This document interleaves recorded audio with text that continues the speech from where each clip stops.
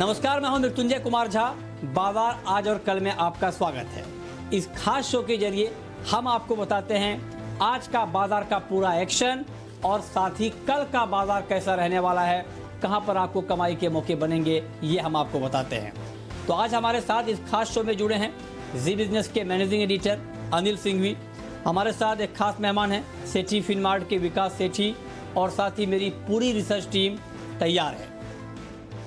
आशीष आज हमें बताएंगे बाजार का पूरा एक्शन कैसे रहा, क्यों रहा, किन खबरों के दम पर रहा।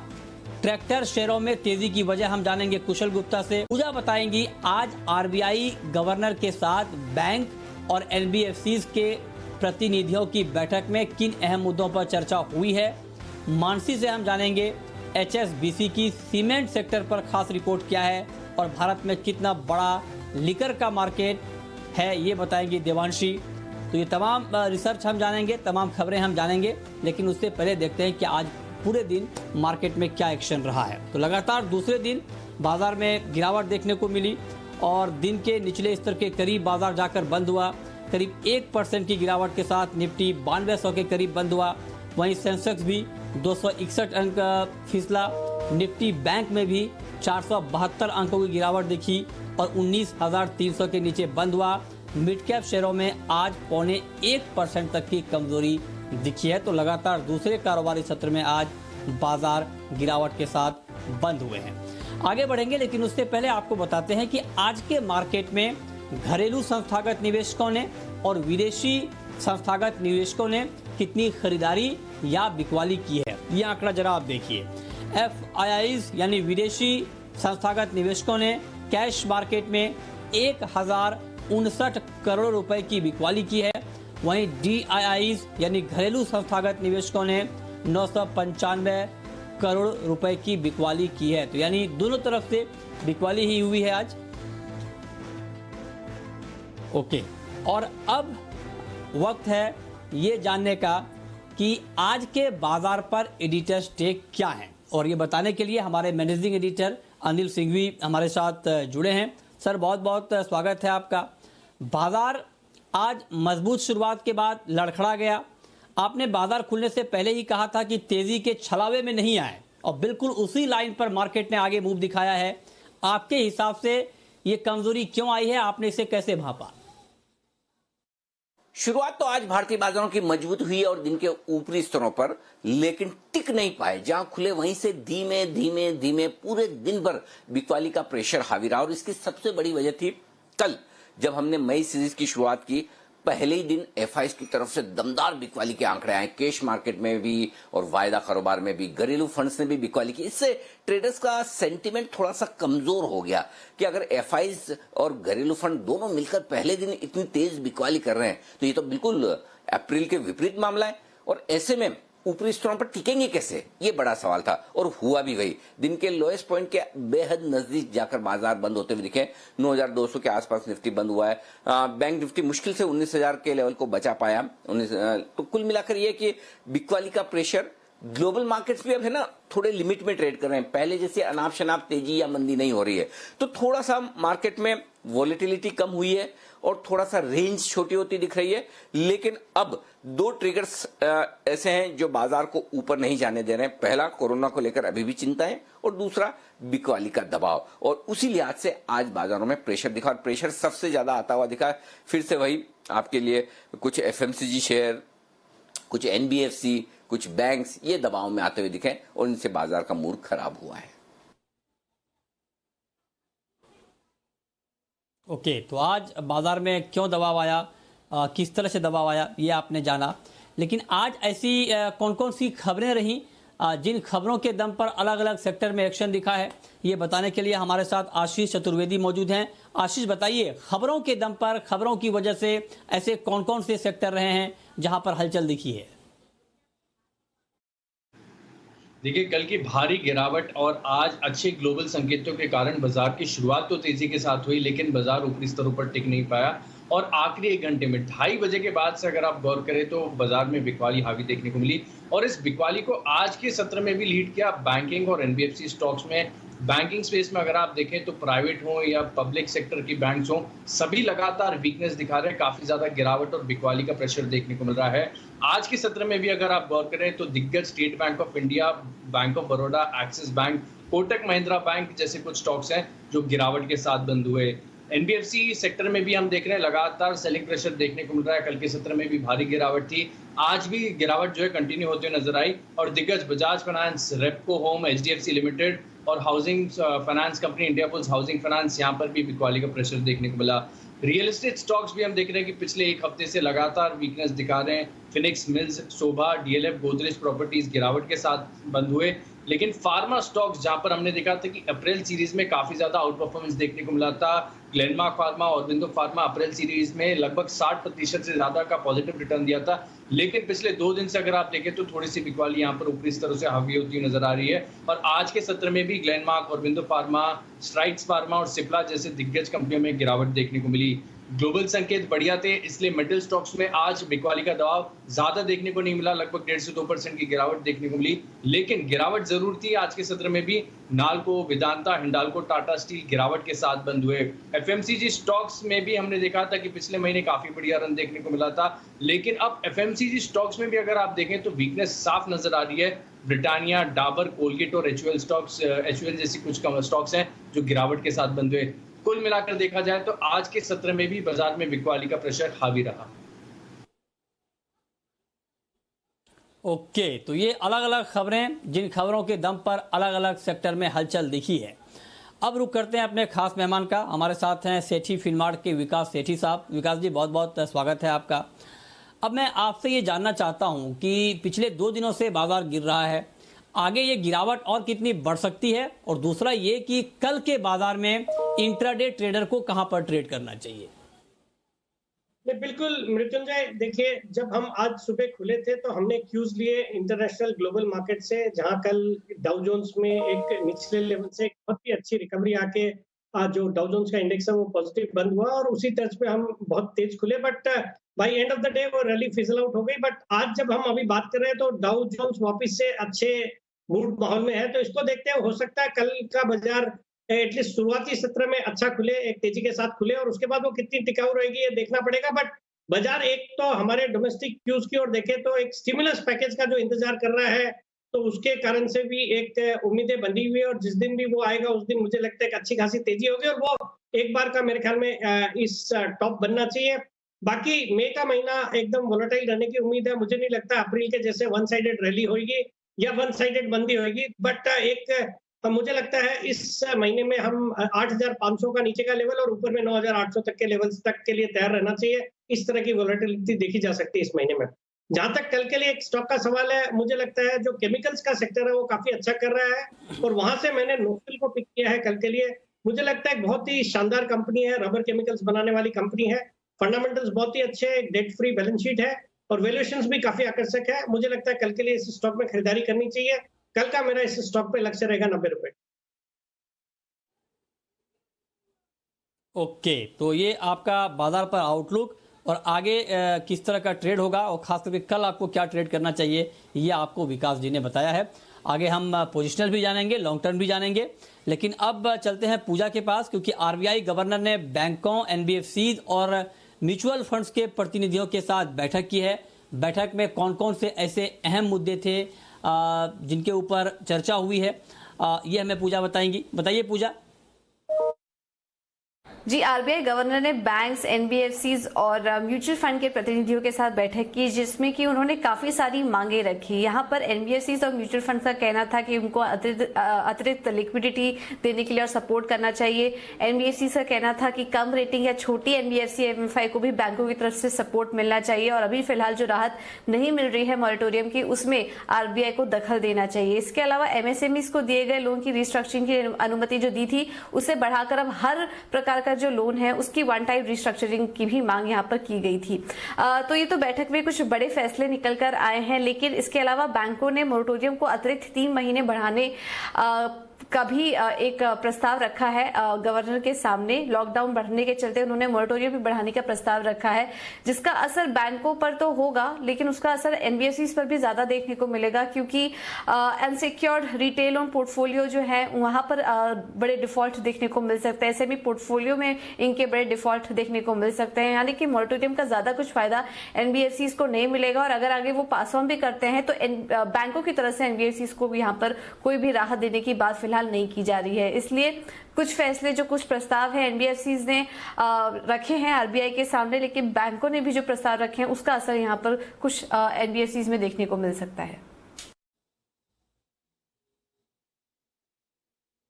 ओके, तो ये कुछ अहम मुद्दे थे जिसके ऊपर चर्चा हुई है। विकास जी, मैं अब आपसे जानना चाहता हूं कि एनबीएफसीज और बैंक में बहुत ज्यादा कमजोरी का माहौल हमने बनता हुआ देखा है। आपकी राय क्या होगी एनबीएफसीज के ऊपर खास करके? देखिए मृत्युंजय, इस क्वेश्चन का जो आंसर है वो दो रूप में देना चाहूंगा। मुझे लगता है from a trading point of view तो अपॉर्चुनिटी रहेगी इस सेक्टर में, बिकॉज जिस दिन भी सेंटिमेंट्स अच्छे होते हैं तो चूंकि एक हाई बीटा सेक्टर है तो वहां पे एक अच्छी रैली बिल्कुल देखी जा सकती है। तो अगर आप कैपेबल है उस रैली या उस चीज को पकड़ने के लिए तो डेफिनेटली ट्रेडिंग की अपॉर्चुनिटीज तो डेफिनेटली रहेगी। But from an investment point of view मुझे लगता है अभी भी इस सेक्टर से दूर रहना चाहिए, बिकॉज ये जो लॉकडाउन के कारण जो मीडियम और स्मॉल स्केल इंटरप्राइजेस को जो दिक्कतें आ रही है और बड़े बिजनेसेस को भी दिक्कतें आ रही है, उसका जो कंटेजियन इम्पैक्ट है वो एनबीएफसीज और बैंक्स पे बिल्कुल देखने को मिलेगा। तो उस लिहाज से हालांकि पूरा सेक्टर अपने मार्च 23 के लोज से भी नीचे ट्रेड करता है, बट फिर भी मुझे लगता है अभी भी निवेश करने के लिए इससे भी बेहतर मौके मिलेंगे। बाकी ट्रेडिंग के लिए जिस दिन सेंटिमेंट्स पॉजिटिव हो या आपको नेगेटिव लगे तो शॉर्ट करिए, पॉजिटिव लगते हैं तो लॉन्ग करिए, और अच्छे हाई बीटा काउंटर्स होने की वजह से काफी मूव रहता है इनमें। ओके, तो ये राय आपकी एनबीएफसीज के ऊपर। आगे बढ़ते हैं। अप्रैल में गाड़ियां नहीं बिक पाने के चलते ऑटो शेयरों में कल रिवर्स गियर लगा था, लेकिन एम&एम और एस्कॉर्ट्स में आज तेजी क्यों है, क्यों तेजी आई, ये बताने के लिए हमारे साथ कुशल जुड़े हैं। कुशल, बताइए तेजी की वजह आखिर है क्या? जी बिल्कुल, तो बाजार की चाल के विपरीत आज एम&एम और एस्कॉर्ट्स दोनों ही स्टॉक्स जो है अच्छा परफॉर्म करते हुए नजर आए। इंट्राडे में 6% और 3 से 3.5% का मूव आपको इन दोनों स्टॉक्स में देखने को मिला, और इसकी वजह साफ है कि जो ट्रैक्टर बिक्री है आगे आने वाले दिनों में काफी अच्छी रह सकती है। इसकी 5 बड़ी वजहें हैं। सबसे पहले जो है बढ़िया रबी फसल की वजह से अच्छी बिक्री की उम्मीद है।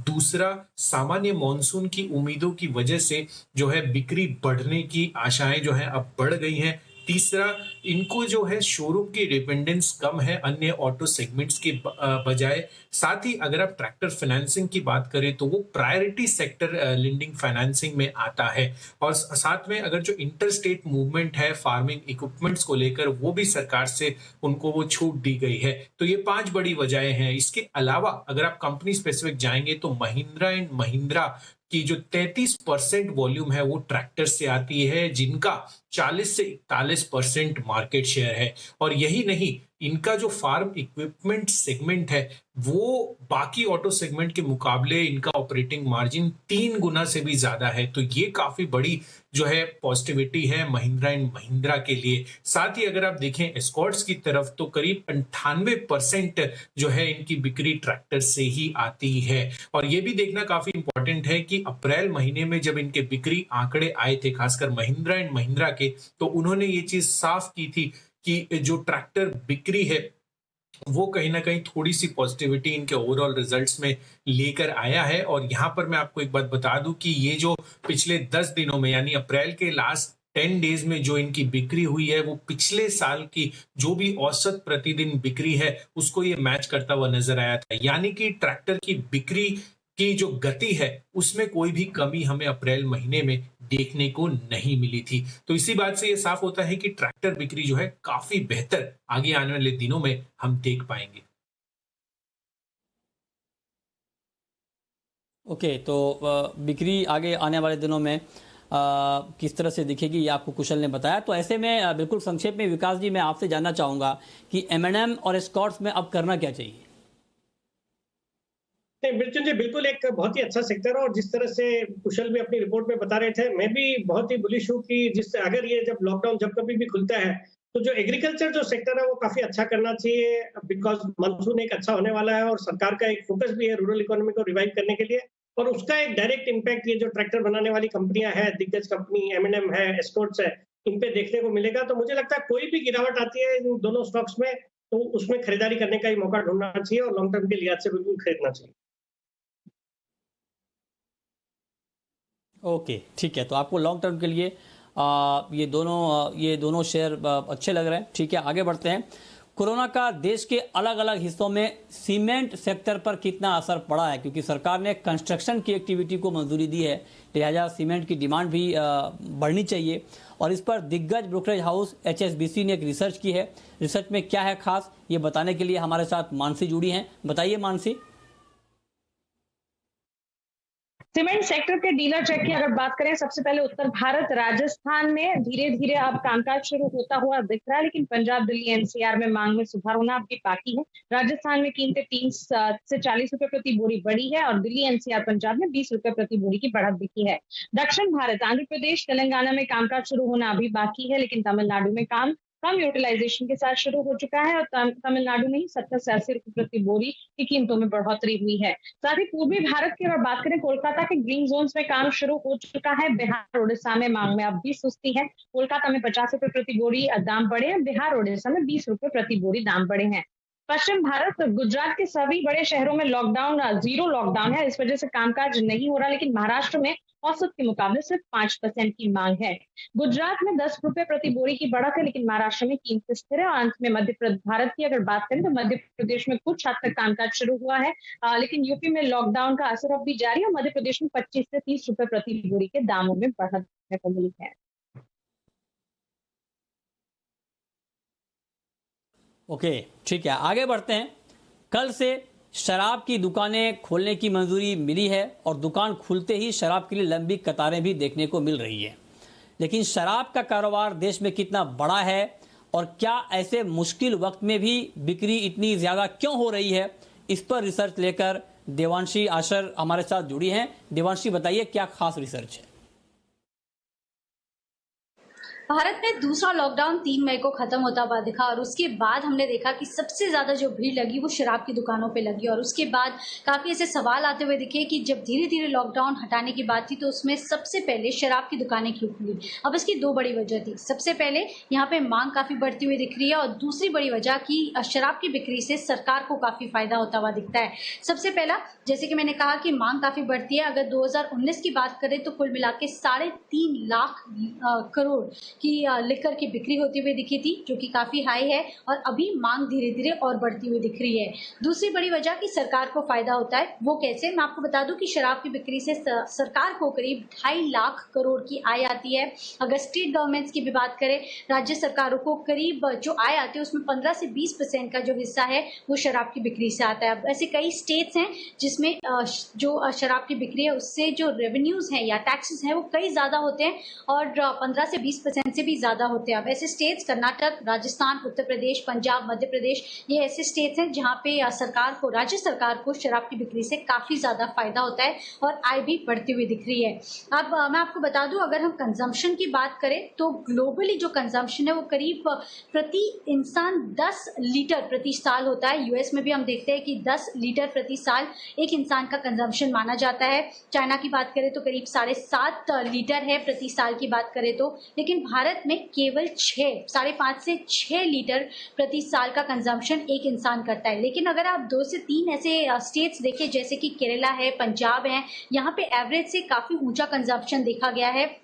केरला में करीब 8.5 लीटर प्रति साल का कंजम्पशन एक इंसान करता है। वैसे अगर पंजाब की बात करें तो करीब 8 लीटर प्रति साल का कंजम्पशन एक इंसान करता है। तो धीरे धीरे मांग काफी ज्यादा बढ़ती हुई दिख रही है और इससे सरकार को काफी फायदा होता हुआ दिख रहा है और ऐसे में हमने देखा कि जो शराब की दुकानें हैं उनको खोली गई थी।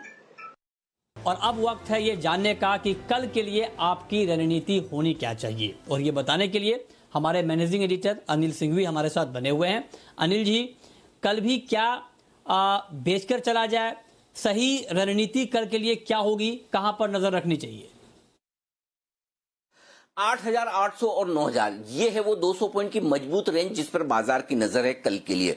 जब तक इस रेंज के ऊपर बाजार ट्रेड कर रहे हैं या इसे होल्ड कर रहे हैं तब तक बहुत चिंता नहीं, लेकिन इसमें कोई डाउट नहीं कि पिछले 2 ट्रेडिंग सेशन यानी कि आज और कल का बाजार थोड़े से कमजोरी के संकेत दे रहे हैं, ऊपरी स्तरों पर टिक नहीं पा रहे हैं। तो अब ये बात पक्की है कि जैसे जैसे आप 9500 के आसपास या इसके ऊपर जाने की कोशिश करेंगे आप कमजोर होते दिखेंगे। और ये तब हुआ है जब डाउ फ्यूचर्स जब हम बंद हुए तब 150 पौने 200 पॉइंट ऊपर थे, यूरोप 1% ऊपर था, उसके बावजूद भारतीय बाजार टिक नहीं पाए। तो कल के लिए यह बेहद जरूरी होगा कि अमेरिकी बाजारों में तेजी बरकरार है। अगर अमेरिकी बाजार ऊपर से फिसल गए तो फिर कल भारतीय बाजारों के लिए 9000 की तरफ बढ़ने की तैयारी हो सकती है, और अगर अमेरिका मजबूत हुआ तो शायद 9450 9500 की तरफ बढ़कर वहां से फिर से बिकवाली आती हुई दिखे। तो थोड़े वक्त बाजार में रेंज बाउंड ट्रेड रहेगा, ऊपर नीचे दोनों तरफ आपको ट्रेडिंग के मौके मिलेंगे और उस लिहाज से आपको फोकस करना है। जहां तक बैंक निफ्टी का सवाल है 19000 अब एक अगला अहम सपोर्ट है, उसके नीचे फ्रेश कमजोरी और बढ़ेगी और 20000 20500 वो रेंज है जहां पर भरपूर सप्लाई है, तो वहां पर आपको बिकवाली करनी है। तो कल के लिए वही संकेत फिर से आपको ग्लोबल मार्केट से ही लेने होंगे और देखना यह होगा कि आज के सेशन में भी क्या बिकवाली के आंकड़े एफआईज और घरेलू फंड के उतने ही दमदार आते हैं जितने कि कल के दिखे थे। अगर हां तो फिर कल फिर से ऊपरी स्तरों पर टिकना बाजार के लिए मुश्किल हो जाएगा। ओके, बहुत शुक्रिया अनिल जी आपका कल के लिए ये बेहतरीन रणनीति बताने के लिए। लेकिन अब विकास जी, जो लोग पोजिशनल ट्रेड करना चाहते हैं उनको कहां पर ट्रेड करना चाहिए, और जो इन्वेस्टर हैं जो लंबे समय के लिए बाजार में निवेश करना चाहते हैं उनको क्या खरीदना चाहिए? बिल्कुल मृत्युंजय, पोजिशनल तौर पे मैं जो स्टॉक रिकमेंड करना चाह रहा हूँ उसका नाम है बीडीएल, भारत डायनेमिक्स लिमिटेड। ये एक पीएसयू डिफेंस की कंपनी है, बेहद ही शानदार कंपनी है, जिसकी पिछले साल लिस्टिंग हुई थी। लिस्टिंग के बाद बहुत अच्छे रिटर्न्स भी दिए, फंडामेंटल्स बहुत ही अच्छे हैं, एक डेट फ्री बैलेंस शीट है, अच्छी डिविडेंड यील्ड है, और इस कंपनी का आकाश मिसाइल्स में भी योगदान रहा है। और हाल ही में इन्होंने आईआईटी कानपुर के द्वारा इंक्यूबेटेड एक स्टार्टअप के साथ करार किया है अफोर्डेबल वेंटिलेटर्स बनाने का, जो भी एक बड़ा पॉजिटिव रहेगा। और मुझे लगता है जिस तरह से ये अपने ऊपरी स्तर से इसमें करेक्शन हो चुका है, वैल्यूएशन काफी सस्ते हो गए हैं, तो इस स्टॉक को खरीदना चाहिए। मेरा एक वीक या 10 दिन के लिहाज से इसमें टारगेट रहेगा 240 रुपए का।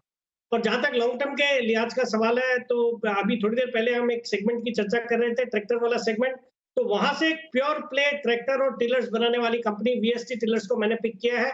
एक बहुत ही शानदार कंपनी है, अच्छे फंडामेंटल्स है, डेट फ्री बैलेंस शीट है, अच्छे रिटर्न रेशियोज है। और इस कंपनी ने भी हाल ही में एक जनवरी के महीने में चेक रिपब्लिक की एक यूरोपियन कंपनी के साथ ट्रैक्टर्स बनाने के लिए भी करार किया है। मुझे लगता है जिस तरह से एग्रीकल्चर पे सरकार का फोकस है, ये लॉकडाउन खुलने के बाद जो एग्रीकल्चर सेक्टर परफॉर्म करेगा और जिस तरह से अच्छा मानसून होने की उम्मीद है, मुझे लगता है इस स्टॉक पे बिल्कुल निवेश करना चाहिए। मेरा इसमें 1 साल का लक्ष्य रहेगा 1200 रुपए। ओके, ठीक है। तो ये लॉन्ग टर्म और पोजिशनल के लिए कहां पर क्या खरीदना चाहिए ये आपको विकास जी ने बताया।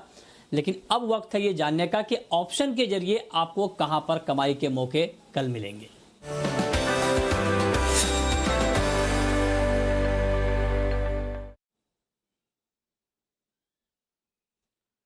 और ऑप्शन का ट्रेड बताने के लिए हमारे साथ हैं चॉइस ब्रोकिंग के सुमित बगाड़िया। सुमित जी, बहुत बहुत स्वागत है आपका। बताइए कल के बाजार में ऑप्शन के जरिए कहां पर कमाई के मौके बन सकते हैं?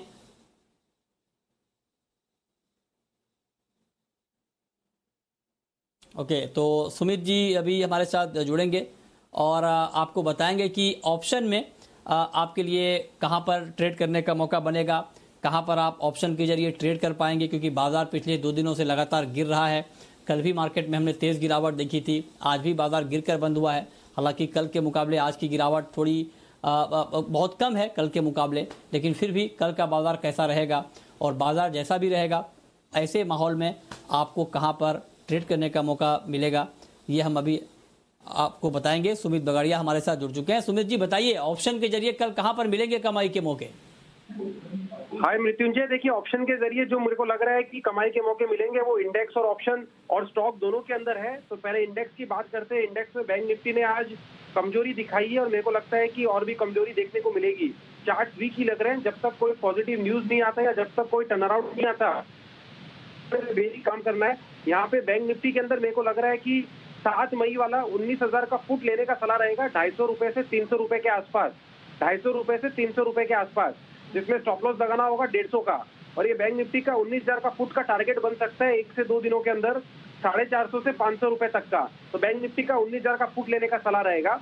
इंडेक्स के साथ साथ जो मेरे को स्टॉक लग रहा है मंदी की तरफ का वो है हेवेल्स के अंदर पिछले 2 दिनों में गिरावट देखने को मिली है और अब लगता है कि ये गिरावट और बढ़ सकती है। 500 का फुट लेने का सलाह रहेगा हेवेल्स का 27 से 28 रुपए के आसपास, और नीचे में स्टॉप लॉस लगाना पड़ेगा 19 रुपए का। हेवेल्स में मेरे को लगता है कि यहाँ से 20-25 रुपए की गिरावट देखने को मिल सकती है। तो इस 500 के फुट का टारगेट बन सकता है 40 रुपए से लेकर 45 रुपए तक का। ओके, चलिए बहुत बहुत शुक्रिया सुमित जी आपका, विकास सेठी जी आपका, और साथ ही मेरी पूरी रिसर्च टीम का बताने के लिए कि आज का बाजार कैसा रहा है, क्यों रहा है और कल के मार्केट में कहां पर कमाई के मौके बन सकते हैं। तो फिलहाल इस बुलेटिन में इतना ही। वक्त है एक ब्रेक का, लेकिन ब्रेक के बाद भी जी बिजनेस पर खबरों का सिलसिला लगातार जारी है। नमस्कार।